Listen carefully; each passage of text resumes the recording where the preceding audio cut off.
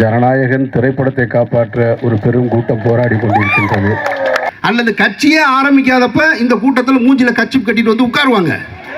ஆனா கட்சி ஆரம்பிச்ச உடனே அவன் வரமாட்டாங்க.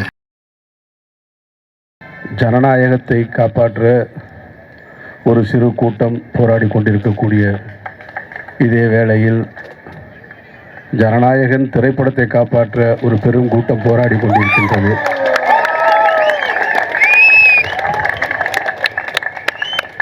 அந்த கூட்டம் இதைவிட பெரிய கூட்டமாக இருக்கலாம். ஆனால் இந்த கூட்டம் அவர்களை விட அறிவார்ந்த கூட்டம் என்பதை அவர்களுக்கு நான் சொல்லிக் கொள்கிறேன்.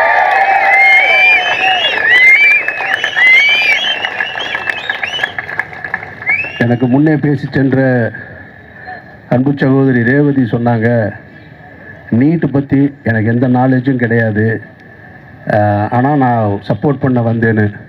கொண்டு வந்தவனுக்கு மட்டும் நாலேஜ் இருந்துச்சா என்ன? அவனுக்கு மட்டும் நாலேஜ் இருந்துச்சா? அவனுக்கும் நாலேஜ் இல்லை. நம்ம மக்கள் நல்லா இருக்கணுன்ற சிந்தனை இருந்தால் போதும். அந்த சிந்தனை தான் இங்கே எல்லாரையும் ஒன்று சேர்த்துருக்கிறதா நான் பார்க்குறேன். நான் 10 ஆண்டுகளாக போராடிக்கிட்டு இருக்கோம் இந்த நீட்டுக்கு எதிராக. நீட் வருவதற்கு முன்னாலேயே சென்னை ப்ரெஸ் கிளப்பில் நான், வெற்றிமாறன், இன்னும் சில எல்லாரும், திருமுருகன் காந்தி உள்ளிட்ட எல்லாரும் சேர்ந்து பேசணும். எங்கள் வீட்டு பிள்ளை நீட்டு டாக்டருக்கு படிக்க போகிறதில்லடா, உங்கள் வீட்டு பிள்ளைய தான் படிக்க போகுது, நான்லாம் கடந்து வந்துட்டேன், நான் படிக்கலை அப்படின்னு அன்றைக்கு அந்த பத்திரிகையாளர்களை பார்த்து சொன்னோம். அடுத்த தலைமுறையை பார்த்து சொன்னோம். உங்களுக்கு தான் சிக்கல் வரப்போகுதுன்னு அதை யார் காது கொடுத்து கேட்டாங்கன்னு தெரில. அனிதாவின் மரணத்தில் தொடங்கின அந்த ஓலம் இன்றைக்கு வரைக்கும் நிற்கவே இல்லை. இதில் ரொம்ப முக்கியமானது என்னென்னா, இந்த நீட்டை கொண்டு வராமல் நாங்கள் பார்த்துப்போம், எங்ககிட்ட அதுக்கான ரகசியம் இருக்குதுன்னு சிலர் சொல்லுவாங்க. அவங்களும் கொண்டு வர மாட்டாங்க. அவங்களும் ஆண்டு முடிச்சுட்டு போயிடுவாங்க. கடைசி வரைக்கும் அந்த ரகசியத்தை சொல்லவும் மாட்டாங்க. அந்த தடைக்கான வழியும் இல்லை. அனிதாவின் மரணத்திற்கு ஆதரவு கொடுப்பதற்காக வீட்டுக்கு சென்றவர்களும் இருப்பாங்க அதிகாரத்தில், அவங்களும் செய்ய மாட்டாங்க. இது ரொம்ப முக்கியமாக கவனிக்கணும். நீங்கள் இந்த ஆட்சியாளர்கள் இந்த நீட்டுக்கு எதிராக ஒரு நிலையை கொண்டு வருவாங்க அப்படின்னு நம்பிக்கிட்டு இருக்கிறது அது ஒரு ஏமாற்று வேலை. அது எந்த அரசும் செய்யாது, எந்த கட்சியும் செய்யாதுன்றதில் நான் ஆழமாக நம்புகிறேன். நான் இவர்கள் உண்மையிலேயே நீட்டுக்கு எதிரான போராட்டம், இன்றைக்கு டெல்லியில் போராடி கொண்டிருக்கக்கூடிய மாணவர்களுக்கு எதிராக ஆதரவாக நிற்கணும்னு நினச்சா, தமிழ்நாட்டில் அதிகாரத்துக்கு வரணும்னு நினச்சிக்கிட்டு இருக்கிற கட்சியும் வந்த கட்சியும் அத்தனை பேரும் ஒன்று சேர்ந்தால் முடியும். ஆனால் அவங்க செய்ய மாட்டாங்க. நீங்கள் அவங்கள பூரா ஒவ்வொரு கட்சிக்காரனும் இப்போ கேட்டிங்கன்னா அவங்க சொல்லுவாங்க, எங்கள் கட்சியில் 1.5 கோடி தொண்டன் இருக்கான், எங்கள் கட்சியில் 2 கோடி தொண்டன் இருக்கான், எங்ககிட்ட வாக்கு 1.5 கோடி 1.25 கோடி வாக்கு இருக்குது, எங்ககிட்ட 50 லட்சம் வாக்கு இருக்குது, நாங்கள் 80 லட்சம் வாக்கு வாங்கியிருக்கோம். எங்கே உங்கள் உறுப்பினர்கள்லாம் போனாங்க? அப்போ நீங்கள் சொன்னால் கேட்பாங்கல்ல, அவங்க சொல்ல மாட்டாங்க. அவங்களுக்கு அரசியல் என்பது பிழைப்புவாதம். அதனால் அவங்க தொடர்ச்சியாக செஞ்சுக்கிட்டே இருப்பாங்க அவங்க. ஆனால் இந்த அதிகாரத்தை எதிர்த்து ஒவ்வொரு முறையும் நின்று கொண்டிருப்பது உங்களை போன்ற நம்பிக்கை கொண்ட கூட்டம் மட்டும்தான். இந்த கூட்டம்தான் அவர்களை எதிர்த்துக்கிட்டே இருக்கும். முன்னால் நான் வந்த பொழுது பேசி கொண்டிருந்த சகோதரர் ஜேம்ஸ் வசந்தன் சொன்னார், தமிழ்நாடு எப்போதுமே சிந்திக்கிற ஒரு கூட்டம்னு. அந்த பேரெல்லாம் போயிருச்சு, எங்களுக்கு வெளியே சொல்ல முடியலப்பா. இன்னமும் சொல்லி எங்கள் மூளையை நீங்கள் அப்படியே அதை மசாஜ் பண்ணிக்கிட்டே இருக்காதீங்க. அந்த கூட்டம்லாம் இல்லை, அது வேறு பக்கம் நிற்கிது. அப்படி போய் திரும்பி போனீங்கன்னா ஒரு தேட்டர் இருக்கும், அங்கே நிற்கிது, இங்கே இல்லை. அதெல்லாம் இருந்தது. அந்த கூட்டத்தை ஒருத்தர் எடுத்துகிட்டு போயிட்டார். இது அப்படி தான் மூளைச்செல்வை செஞ்சுக்கிட்டே இருப்பாங்க. ஒன்று மதத்தை சொல்லி இழுத்துட்டு போவான், இல்லை சாதியை சொல்லி இழுத்துட்டு போவான், இல்லை வேறு ஏதோ ஒரு கவர்ச்சியின் மூலமாக இழுத்துட்டு போயிடுவான். அப்புறம் இன்னும் சொல்லும்போது சொன்னார், ஜேம்ஸ் வசந்தன் சொன்னார், நாங்கள் வன்முறையை கையில் எடுக்க மாட்டோம் அப்படின்னு. இதுதான் ஆபத்து. உங்களை நீங்களே சாத்வீக முறையில் நாங்கள் ரொம்ப நல்லவங்கன்னு எவ்வளோ நாளைக்கு சொல்லி ஏமாற்றுவீங்க? அடுத்த தலைமுறை சேர்த்து ஏமாற்றுவீங்களா?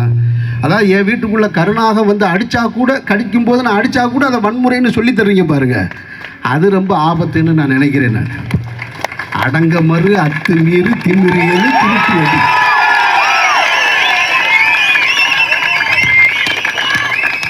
நாங்கள் ரொம்ப நல்லவங்க. நாங்கள் நல்லவங்கெல்லாம் கிடையாது. நாங்கள் நல்லவங்களுக்கு நல்லவங்க. போராட்ட காலத்தில் எங்களை விட போராடுவதற்கு யாரும் கிடையாது. இன்றைக்கு நடந்துக்கிட்டு இருக்கிற அந்த டெல்லியில் நடந்துக்கிட்டு இருக்க அந்த கொடுமைகளை பார்க்கும்போது அடிக்கிறான். காவல்துறை அடிக்கிறான், இராணுவம் அடிக்கிறான். இங்கே இருக்கிற காவல்துறை கோச்சிக்காதீங்க, அடிக்கிறான்னு ஒருமையில் பேசுகிறேன்னு. அடிக்கிறவனை அடிக்கிறான்னு தான் சொல்ல முடியும். அடிக்கிறாங்கன்னு நான் மரியாதை கொடுக்க முடியாது. எதுக்குடா அடிக்கிற? அவன் என்ன கேட்டான்? அவன் கலவரக்காரனா? அவன் செய்ய வந்தானா? அவன் என்ன எதுக்கு வந்தான்? அவனுடைய உரிமையை கேட்டு வர்றான். உங்கள் வீட்டில் யாரும் பிள்ளையெல்லாம் படிக்கலையா? உங்கள் சொந்தக்காரன் யாருமே படிக்கிறது இல்லையா? நீ படித்து வரலையா? இன்றைக்கு அடித்து கொண்டிருக்கிற அந்த காவலர்களும் துணை இராணுவமும் உனக்கு ஒரு எக்ஸாம் வச்சுருப்பாங்கல்ல, நீ ஒரு எக்ஸாம் வச்சுதான் எழுதிட்டு வந்த இந்த இடத்துக்கு. உன்னோட எக்ஸாம் பேப்பர் லீக் ஆகிருந்து அதில் வேற ஒருத்தன் வந்திருந்தா உனக்கு எவ்வளோ வலிச்சிருக்கும்? அந்த வலி தானே அவனுக்கு இருக்குது. அந்த வலியை உணர மாட்டீங்களா? உங்களுடைய அதிகாரிகள் உங்களை அடிக்க சொன்னாங்கன்னா அடிக்கணுமா? உங்கள் வீட்டு பிள்ளை உங்கள் பேச்சு கேட்கல அப்படின்னா அடிப்பீங்க. கம்பு கொண்டு இப்படி அடிப்பீங்க, அடிக்க மாட்டீங்கல்ல? இப்போ யார் பெற்ற பிள்ளையோ நினச்சி அடிக்கிறிய, உன் பிள்ளை இன்னொரு இடத்துல இருக்குது, அதை பற்றி கொஞ்சமாவது யோசிக்க வேணாமா? எதுக்கு அடிக்கிற? ரத்தம் வர்ற அளவுக்கு அடிக்கிற, கேவலமாக நடந்துக்கிறீங்க. ஒரு பெண் போகிறாங்க, அந்த பெண்ணோட பின்பகுதியில் லத்தியை வச்சு ஒருத்தர் குத்துறான். இவங்க தான் பாரத மாதா பற்றி நமக்கு பாடம் எடுத்துக்கிட்டே இருப்பாங்க. இவங்க தான் பாடம் எடுப்பாங்க. இதில் ரொம்ப முக்கியமான இன்னொன்று கவனிச்சிங்கன்னா தெரியும் உங்களுக்கு, அடிக்கிறவரும் இந்து, அடி வாங்குறவனும் இந்து. இப்போ அவனுக்கு அது தெரியாது. இப்போ சொல்ல மாட்டான் நாமெல்லாம் ஒரே இந்துன்னு. இப்போ பேசவே மாட்டான். ஒன்றை மட்டும் புரிந்து கொள்ளுங்கள் சகோதர சகோதரிகளே, இங்கே இருக்கக்கூடிய கட்சிகள் நம்மளை காப்பாற்றும் அப்படின்னு நினைக்கிறதே அது ஒரு ஏமாற்று வேலை. டெல்லியில் போராடிக்கிட்டு இருக்காரு ராகுல் காந்தி, போராடுறாரு. ராகுல் காந்தி மேலாம் எனக்கு ஒரு பெரிய நம்பிக்கை இருந்தது.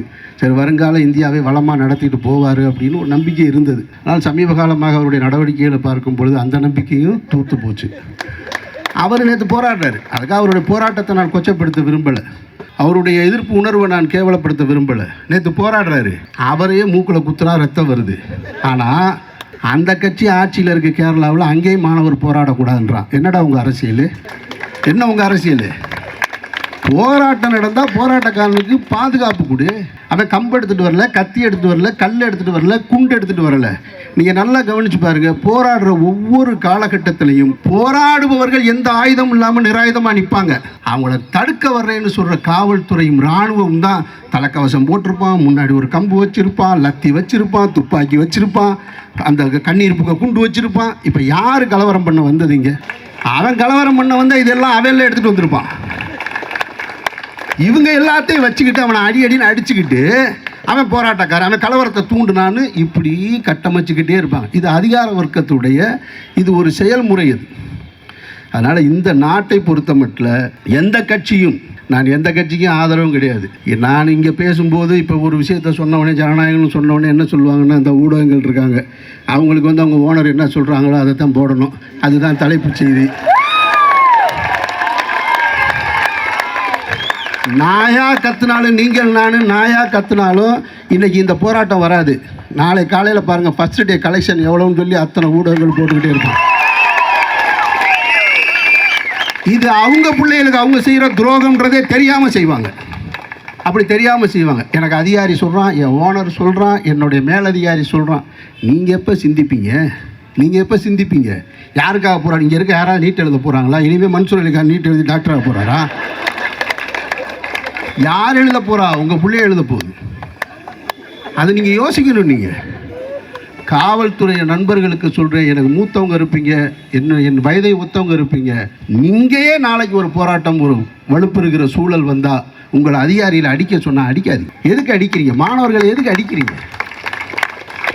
உங்களால் ஒரு அரசியல்வாதி அடிக்க முடியுதா? ஒரு நாளாவது அடிச்சிருக்கீங்களா நீங்கள்? ஒரு இது வரைக்கும் ஏதாவது ஒரு எம்எல்ஏ, எம்பி, மந்திரி மண்டை உடைஞ்சு போய் பார்த்துருக்கீங்களா? நீங்கள் அடிச்சிருக்கீங்களா? அது என்னடா எப்போ பார்த்தாலும் எளியவனை மட்டுமே அடிக்கிறதுக்கு தான் லத்தி கொடுத்துருக்காங்களா? அதுக்கு தான் சட்டம் உங்களுக்கு வந்திருக்கா? அதுக்கு தான் உங்களுக்கு காவல்துறையில் இந்த பொறுப்பு கொடுக்கப்பட்டிருக்கா? அடிக்காதீங்க, அவன்கிட்ட அன்பாக பேசுங்க, தடுத்து நிறுத்துங்க. போராடு என்பது இந்த நாட்டில் ஜனநாயக உரிமை. அவனுக்கு அதை நீங்கள் கொடுக்கணும். அந்த உரிமை பாதுகாப்பு கொடுக்கணும். மத விழாக்கள் நடந்தால் பாதுகாப்பு கொடுக்குற, சாமி ஊர்வலம் போனால் கொடுக்குற, சாதி ஊர்வலம் போனால் கொடுக்குற, போராட்டம் நடத்துகிறவனுக்கும் பாதுகாப்பு கொடுக்க வேண்டியது கடமை. அவனையே அடிக்கிற. அன்பார்ந்த சகோதரர்களே, இந்த எழுச்சியும் இந்த சிந்தனையும் தான் நம்முடைய அடுத்த தலைமுறை மீட்குமே தவிர கட்சிகளும் தலைவனும் மீட்பார்கள் என்று ஒரு நாளும் நம்பிக்கொண்டிருக்காதீர்கள். அவங்க ஒரு நாளும் செய்ய மாட்டாங்க. நமக்கு நல்லா தெரியும். அவங்க எதிர்கட்சியாக இருக்கும் பொழுது ஆளுங்கட்சிக்கு வருவதற்காக வாக்குறுதி கொடுப்பாங்க, அல்லது கட்சியே ஆரம்பிக்காதப்ப இந்த கூட்டத்தில் மூஞ்சில கட்சி கட்டிட்டு வந்து உட்காருவாங்க.